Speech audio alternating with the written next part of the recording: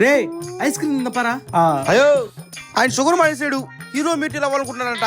అంటే sugar item మానేస్తే కొంచెం గ్లామర్ గా వస్తారంట, అందుకని. షుగర్ మానేస్తే గ్లామర్ వస్తుంది అంటున్నావు. నీ మొహం ఏందా షర్ట్ ఉందా? మానేసిందే ఈ రోజు రా. మనం వెళ్ళి కొంచెం sweet తిందాం పారా.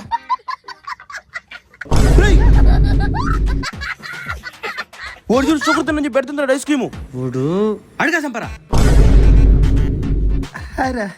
రే మీరు అబద్ధాలు కోరు, షుగర్ తిన్నా చెప్పి షుగర్ తింటా ఉన్నావు కదా ఐస్ క్రీమా? దీంట్లో షుగర్ ఉంటదిరా? అన్న షుగర్ ఉన్నది దాంట్లో. ఉండదు bro, only milk, 100% fruit, honey, 100% satisfaction. అంత హెల్దీయా? అయితే మాకు కూడా ఒకటినా. వీళ్ళు చెప్పింది 100% నిజమో.